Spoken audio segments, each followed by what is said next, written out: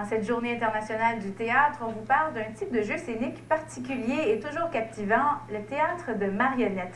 Anne-Marie est la troupe Le Théâtre de l'Œil qui est à Winnipeg et pour nous présenter un spectacle qui est connu sous le nom de Starkeeper ou en français Le Porteur. Exactement. Et Marie-Christine, on peut dire qu'on est gâtés puisque c'est la deuxième fois que la troupe montréalaise est à Winnipeg pour nous présenter ce spectacle.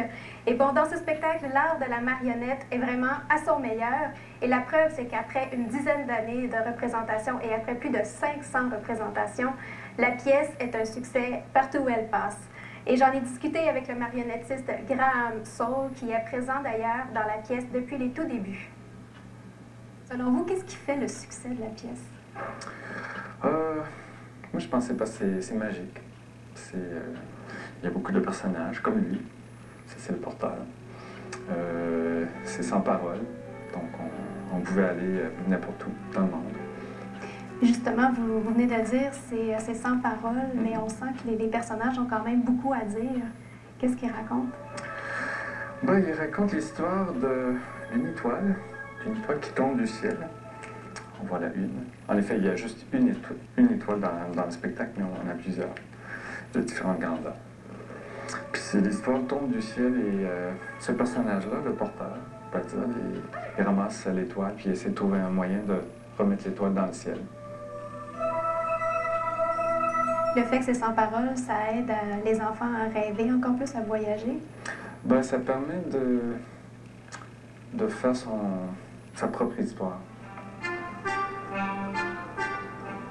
Vous, ça fait déjà plus de 10 ans que vous êtes dans la distribution, vous êtes là depuis la première.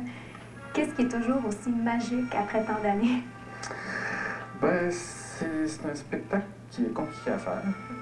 Il y a toujours de quoi qui peut arriver, toutes sortes de petits problèmes techniques, donc on ne peut jamais être trop relax dans le spectacle. Il faut qu'on soit toujours alerte. Et il y a toujours de la place pour améliorer le spectacle constamment. Et on change évidemment de beaucoup de styles de marionnettes. Il y a des marionnettes de table, il y a des marionnettes semi-géantes, comme la sirène ou un autre personnage qui mesure à peu près 7 pieds de haut. Ça, c'est une marionnette style de bunraku, une marionnette de table. Puis on manipule avec des tiges. Et directement, il y a une tige ici sur la tête.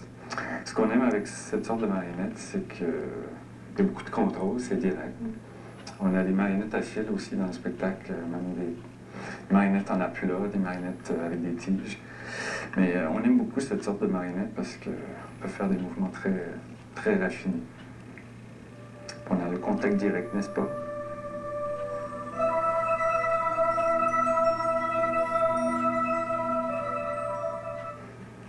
Alors, dès demain, vous pourrez voir ce spectacle au Manitoba Theatre for Young People et les représentations se poursuivent jusqu'au 6 avril. Puis Anne-Marie, on a appris aussi que le Musée des Beaux-Arts s'est choisi un nouveau directeur. Eh oui, son nom est Stephen Boris et c'est un retour à Winnipeg pour lui puisque c'est ici qu'il a grandi et qu'il a